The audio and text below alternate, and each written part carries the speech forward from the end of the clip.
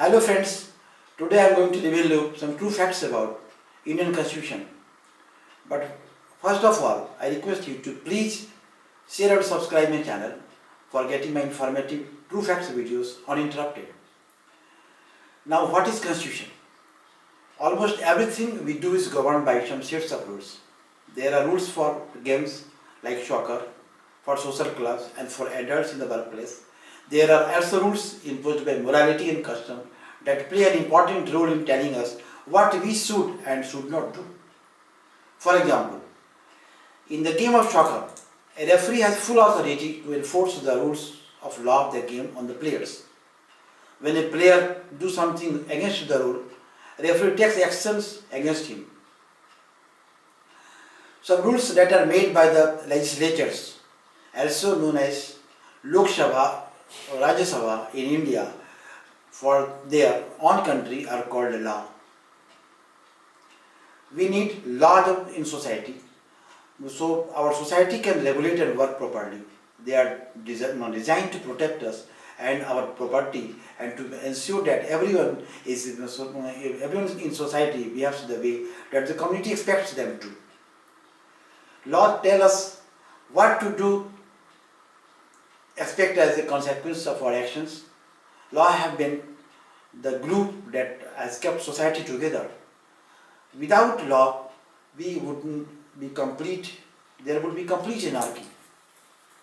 In general, the Constitution is the supreme law of the land. All other laws have to conform to the Constitution. The Constitution contains laws concerning the government and its relations with the people. A Constitution is concerned with two main aspects.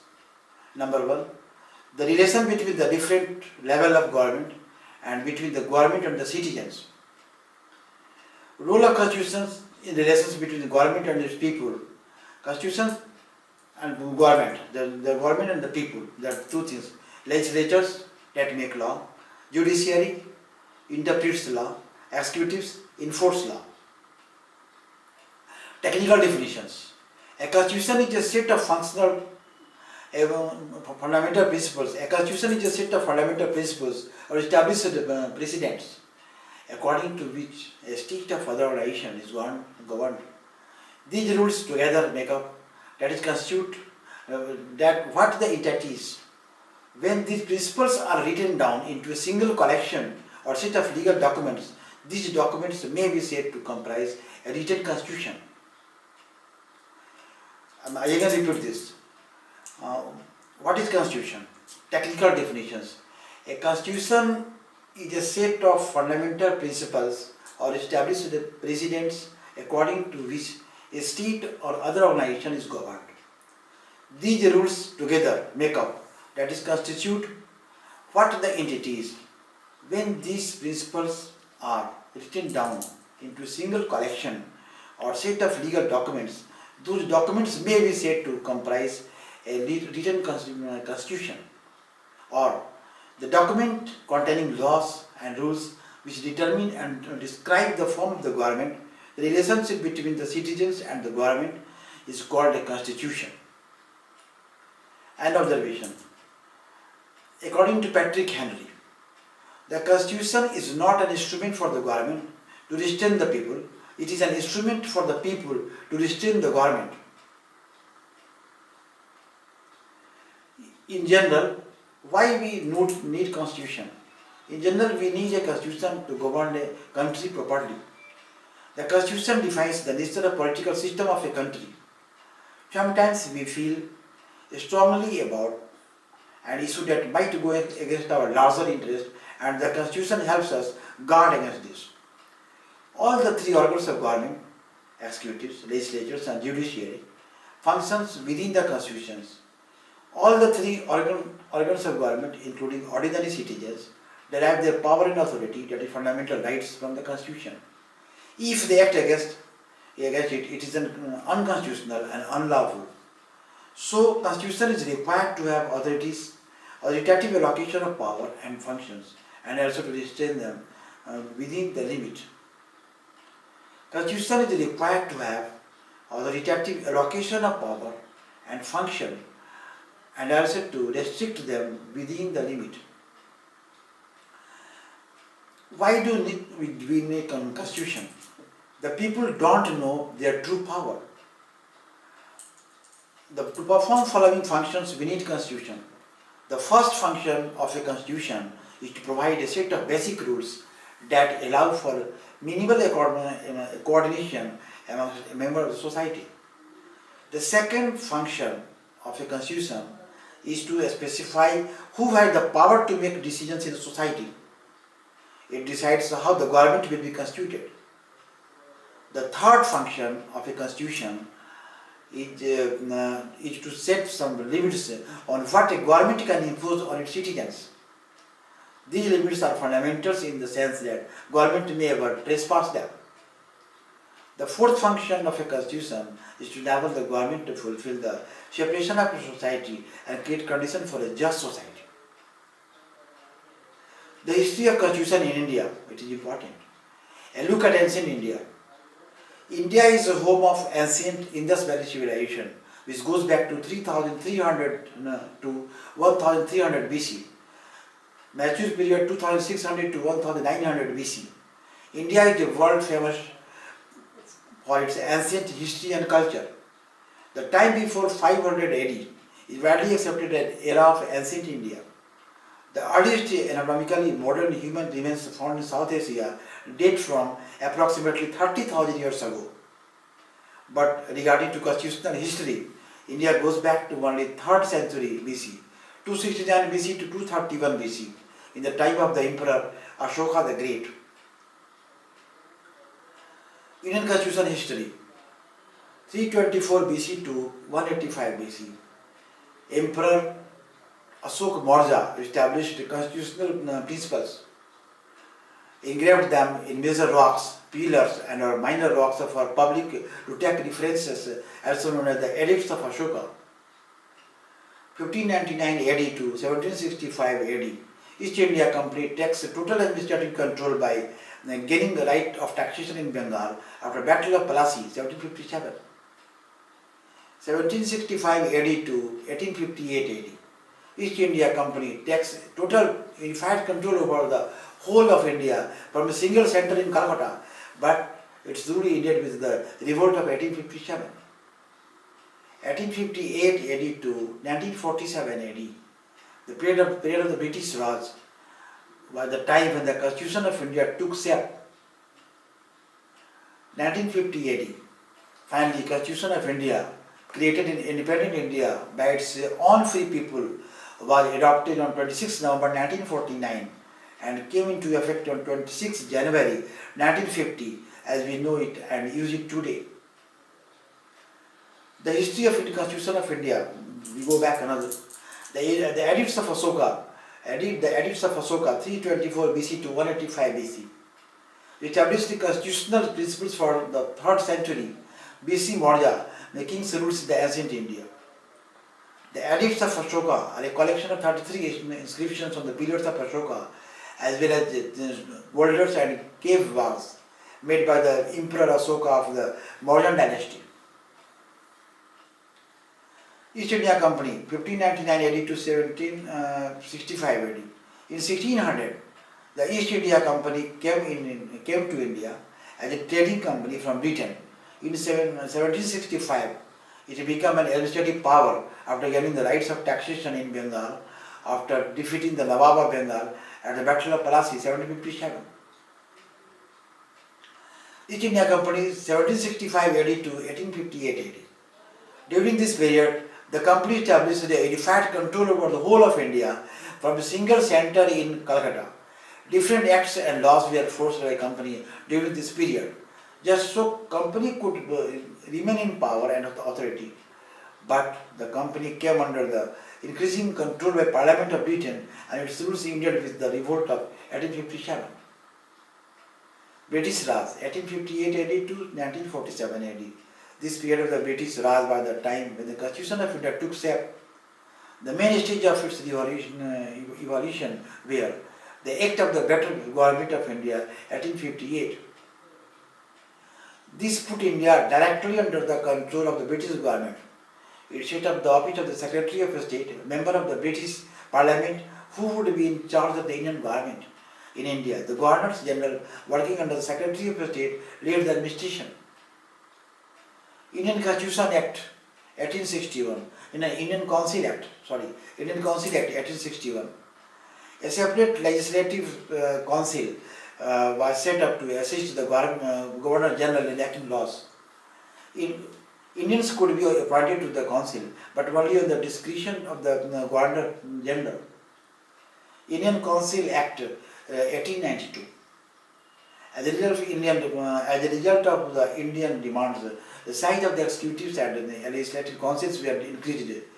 More Indians were appointed to these councils, and the principle of elections was introduced. Indian Council Act 1909. This act increased the size of the council again, and also gave the legislative council the power to discuss certain matters and to ask questions. More people were elected to the councils. Government of India Act 1919.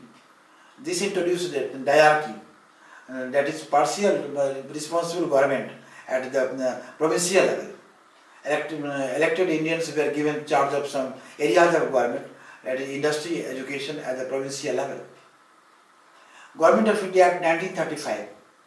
This introduces provincial autonomy, responsible. Government at the provinces with elected Indians in charge of the administration and responsible to the elected legislatures. A federal government was proposed, though it did not come into effect, and the entire directive was introduced.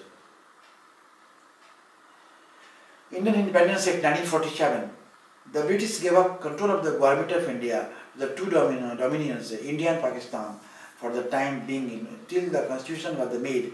Both of them would be governed in accordance with the Government of India Act 1935. Constitution of India 1958. The constitution was enacted by the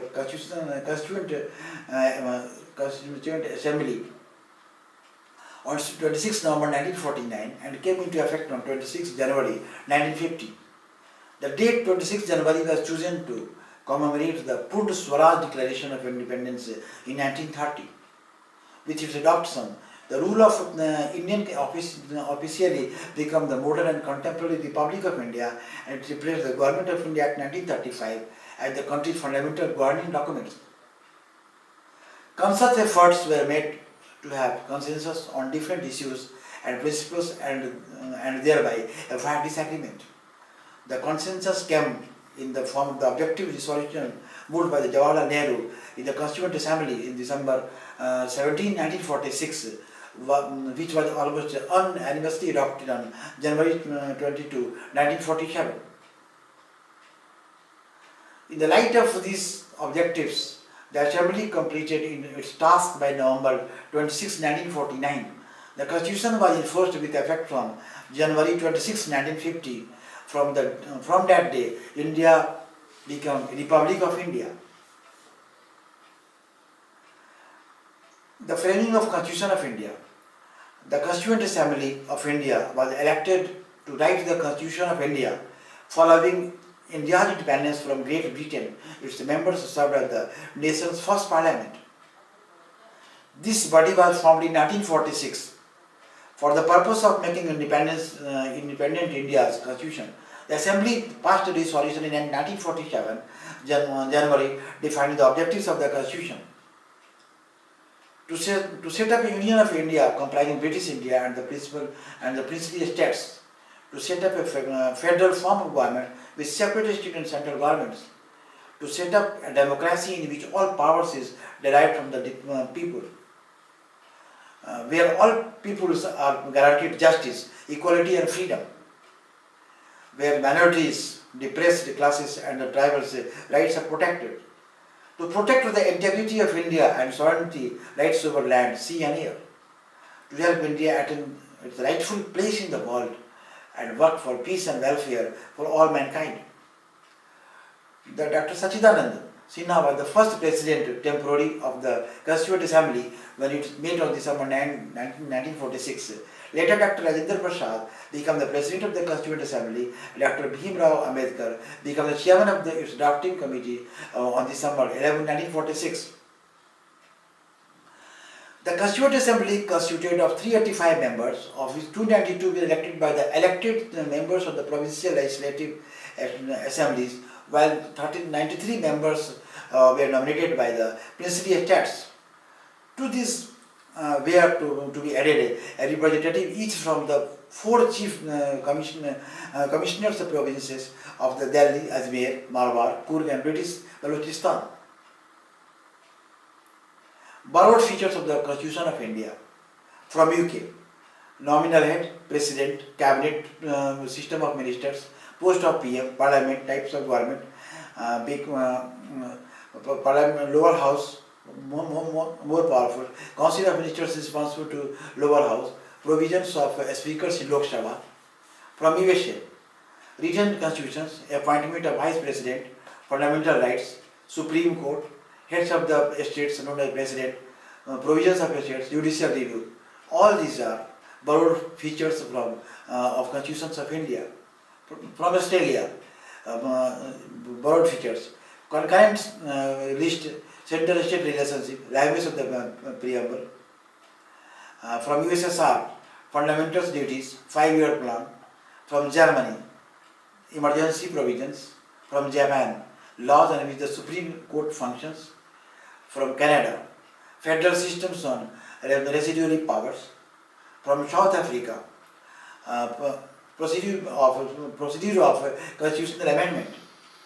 From Ireland, concepts of active principles of state policy.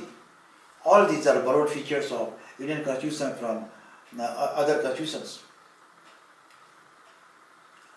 The framing of constitutions of India is most important. For the time being, till the constitution was made, India will be governed in accordance with the Government of India Act 1935. The assembly met in sessions open to the public for 166 days, spread over a period of 2 years, 11 months and 18 days before adopting the constitution. It was finally passed and accepted on November 26, 1949. In all the 284 members of the assembly signed the official copies, original of the Indian constitution. After many deliberations and some modifications over 111 plenary sessions in 114 days, the 308 members of the assembly signed 2 copies final of the document, one each in Hindi and English, on 24 January 1950. Same day, the assembly unanimously elected Dr. Rajendra Prasad as the President of India, which came into effect on January 26, 1950, known and celebrated as the Republic Day of India.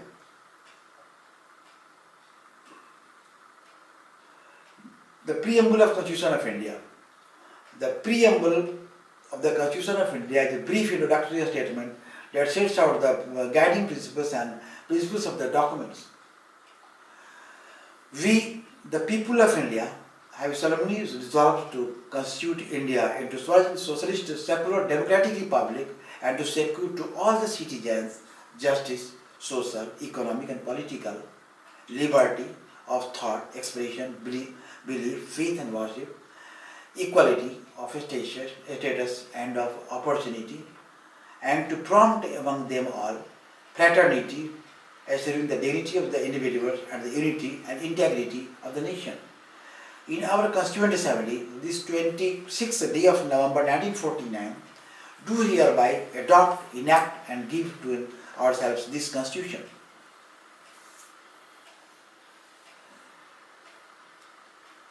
The first word of the preamble, we the people, signifies that power is ultimately vested in the hands of the people of India. So far, the preamble have been amended only once in 1976 by 42nd Amendment Act, which inserted the word socialism, secularism and integrity. A brief description of these concepts are as follows in the order they came in preamble. Swaraj. It means free to follow internal and external policies. Secular. It means no particular religion is preferred. Socialist. It means no concentration of power and money. Democratic. It means rules by elected representative of the people of India. Republic. It means no rules for the hereditary ruler or monarch. The preamble page, along with other pieces of the first and original book of the Constitution of India, was designed, art and decorated frames solely by renowned painter Beohar Sakha. Beohar Sakha, Beohrsakha, Beohar Sakha, renowned by Beohar Sakha. Purpose of having a preamble. The preamble to our constitution serves two purposes. The preamble, it indicates the source from which the constitution derives its authority. It also states the objects which the constitution seeks to establish and promote. The preamble seeks to establish what Mahatma Gandhi described as the India of my dreams, and India in which the poorest shall feel that it is their country, in which they have an effective voice, and India in which all communities shall live in perfect harmony. There can be no room in such an India for the curse of unsociability or the curse of intoxicating drinks and drugs. Women will enjoy as the same right as man. Constitution of India in general. Constitution of India is considered to be the supreme law of the country, as it puts forth the framework of fundamental political principles. It establishes the structures, procedures, powers and duties of the government, and mentions the fundamental rights, directive principles and duties of citizens. The constitutions declare India as a sovereign, socialist, democratic and republic with the parliamentary forms of government. The Indian constitution shows federal as well as unitary system. Federal system means powers are divided and not shared between state and central government. Union system, powers concentration in central government with weak state government. Both features are listed below. Federal features. Federal features, supreme of the constitution. Federal features, supremacy of the constitution. Division of power between the union, central government and state, and the existence of the independent judiciary in the Indian constitution. Unitary features. Single citizenship, single constitution, power of union to override on the state matters. During emergency, the system becomes virtually unitary. Change in the name and boundaries of the states by the parliament. Integrated judiciary system. Center appoints the governors, and dependence of the state on the center for economic assistance and grants. A structure of Constitution of India. The Constitution in its current form must consist of one preamble, 25 parts, containing 450 articles, 12 schedules, 2 appendices and 97 amendments to Act date, although it is federal in nature, as a strong unitary bash.